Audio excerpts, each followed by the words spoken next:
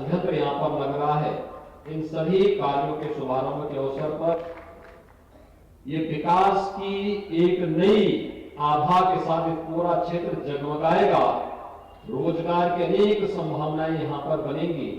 इसके लिए मैं आप सबको हृदय से बधाई देता हूं।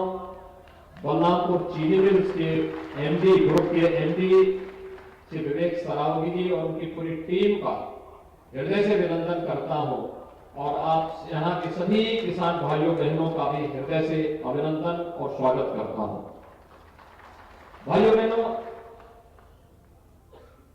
2017 के पहले उत्तर प्रदेश के अंदर गन्ना किसानों की स्थिति या सामान्य किसानों की स्थिति किस रूप में थी? किसान आत्महत्या कर रहा था।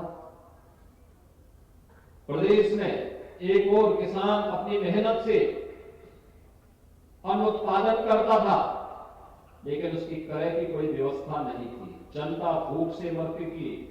किसान उपज का सही दाम न मिलने के कारण आत्महत्या करने के लिए मजबूर होता था। प्रदेश में गुंडागर्दी थी, दंगे होते थे, अराजकता व्याप्त थी। लेकिन 2017 के बाद प्रदेश के अंदर प्रधानमंत्री मोदी जी के मार्गदर्शन में प्रदेश सरकार ने कैसे एक एक कदम आगे बढ़ते हुए प्रदेश की पूरी तकदीर और प्रदेश की पूरी तस्वीर को बदलने का काम किया है, आज ये सबके सामने है।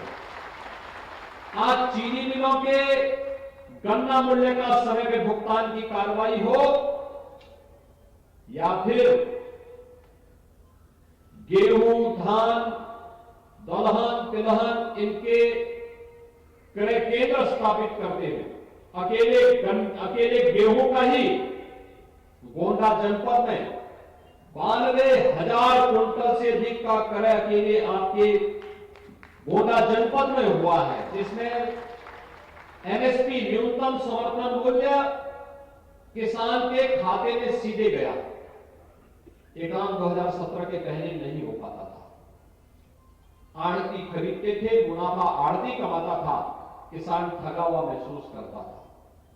लेकिन आज हर गरीब को फ्री में अन्न की सुविधा देने का कार्य हो, किसान की उपज को न्यूनतम समर्थन मूल्य के साथ जोड़ने का कार्य हो, और अब तो अन्नदाता किसान अपने खेत में गन्ना उत्पादन के साथ डीजल और पेट्रोल का भी उत्पादन इसके साथ करने जा रहा है, क्योंकि इथेनॉल प्लांट लगेगा। भाइयों बहनों, इससे पहले पेट्रोल के नाम पर तो पैसा खर्च होता था। जब मर्जी आती थी अंतर्राष्ट्रीय बाजार में पेट्रोल के दाम बढ़ जाते थे। इसका एक छोटा सा हिस्सा भारत विरोधी गतिविधियों में कार्य करने वाले लोग मुनाफे के रूप में लेकर के चले जाते थे। यानी हमारा ही पैसा, हमारे ही खिलाफ पैसे दुरुपयोग होता था। डीजल और पेट्रोल पे होने वाले पैसे को खर्च करके हमसे ही पैसा हमारी जेब से निकाला जाता था, हमारे खिलाफ इस्तेमाल होता था। हम सब आभारी हैं कि जिन्होंने प्रधानमंत्री मोदी जी का, जिनके कारण अब हमारे अन्नदाता किसान के खेत में ही हम इथेनॉल उत्पादन के माध्यम से जो पैसा पहले विदेशों में जाता था, अरब में जाता था, अब वह पैसा हमारे किसान की जेब में जाएगा। किसान खुशहाल होगा तो देश खुशहाल हो जाएगा, और देश की खुशहाली का रास्ता निकालने का कार्य किया है। और एशिया का सबसे बड़ा इथेनॉल प्लांट यहां पर श्री विवेक सरावगी जी ने अपने बलरामपुर ग्रुप के माध्यम से इस मिर्जापुर चीनी मिल में लगाने का कार्य प्रारंभ किया है। मैं इसके लिए उन्हें बधाई देता हूं। आप सभी किसान भाइयों बहनों का हृदय से अभिनंदन करता हूं। आप सबका मैं स्वागत करता हूं। भाइयों बहनों, ये कार्य 2017 के पहले भी हो सकता था, 14 के पहले भी हो सकता था, लेकिन देश के बारे में जब सोच हो तो कोई ऐसा काम करेगा। 2017 के पहले, 2014 के पहले ऐसा नहीं होता था। 2017 के पहले तो प्रदेश में ऐसी सरकार थी जो पर्व और त्योहार में दंगा करवा देती थी, और अयोध्या में राम जन्मभूमि पर आतंकी हमला करने वाले आतंकवादियों के मुकदमों को वापस लेती थी। भारतीय जनता पार्टी की सरकार आई तो सरकार आने के बाद पर्व और त्योहार शांतिपूर्ण ढंग से मनाए जा रहे हैं, हर्ष और उल्लास के साथ मनाए जा रहे हैं।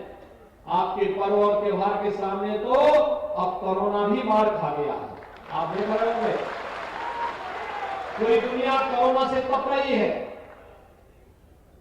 अमेरिका के अंदर, यूरोप के अंदर, रूस के अंदर, चीन के अंदर आप देखिए कितनी खराब स्थिति है कोरोना के कारण। लेकिन आपकी आस्था के सामने कोरोना पूरी तरह परास्त हो गया और आप हर्षोल्लास के साथ अपने पर्व और त्योहार, क्या विजयादशमी, क्या दुर्गा पूजा, क्या दीपावली, क्या छठ का आयोजन, क्या अभी अयोध्या के जो झूला पर्व हुआ था, इन सभी कार्यक्रमों को आपने देखा होगा कितने उमंग के साथ लाखों की संख्या में श्रद्धालु जन झूमते हुए आ रहे हैं, पर्व और त्योहार मना रहे हैं। ये नए उत्तर प्रदेश की तस्वीर है जो पहले सरकारों ने दंगों के ढेर करवाया करती थी।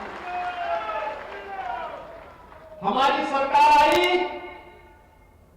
हमने प्रदेश में दंगा मुक्त प्रदेश किया। 4.5 वर्ष में एक भी दंगा नहीं हुआ।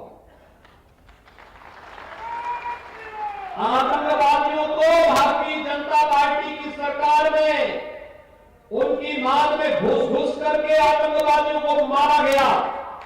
आज आतंकी वारदात भारत के अंदर नहीं हो सकती, लेकिन समाजवादी पार्टी की सरकार में, पिछली सरकारों में इन आतंकवादियों पर दायर मुकदमों को वापस लिया जाता था। याद करिए, जिन आतंकवादियों ने मर्यादा पुरुषोत्तम भगवान श्री राम की जन्मभूमि पर हमला किया था, उन आतंकवादियों के मुकदमों को बड़ी बेशर्मी के साथ पिछली सरकारों ने वापस लेने का कार्य करने की शरारत रची थी। वो तो धन्यवाद है इलाहाबाद उच्च न्यायालय को, जिन्होंने प्रदेश सरकार की इस मंशा को पूरा नहीं होने दिया था। और भाइयों बहनों, जो ये दंगाई हैं, जिन्ना के अनुयायी हैं, ये गन्ने की मिठास को क्या समझ पाएंगे? योगी मोदी जिंदाबाद, योगी मोदी जिंदाबाद, योगी मोदी जिंदाबाद। जिन्ना के डायरेक्ट एक्शन पर जिंदा विश्वास है, वे दंगा करवाते थे, किसानों को तबाह करते थे, नौजवान की जिंदगी बर्बाद करते थे, आस्था पर प्रहार करते थे। लेकिन जिन्हें अपने अन्नदाता किसानों पर विश्वास है, उस सरकार ने क्रय केंद्र स्थापित किए। जिनको अपने युवाओं की ऊर्जा पर विश्वास है, उन्होंने प्रदेश में युवाओं के लिए नौकरी के द्वार खोले।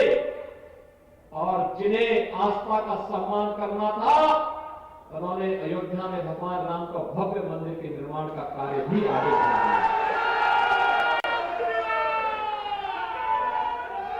भाइयों बहनों, ये काम पहले भी हो सकता था। आखिर किसने रोका था कांग्रेस को? किसने रोका था बबुआ को? और किसने रोका था बुआ को? तो पहले भी थे ना। इनको तो पूरा मौका मिला था ना प्रदेश में कार्य करने का, लेकिन नहीं।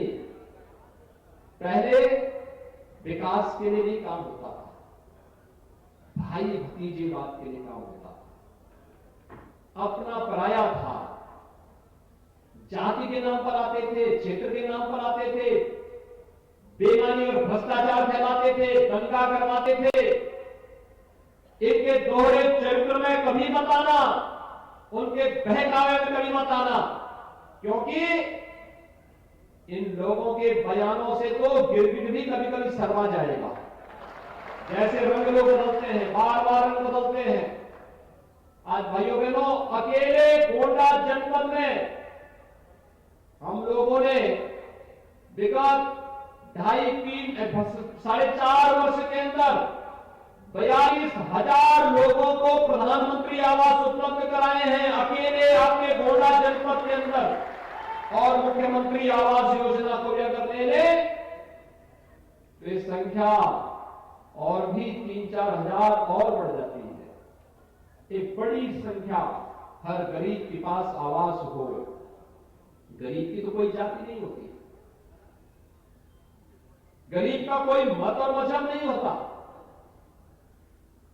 उस गरीब को पहले भी मकान दिए जाते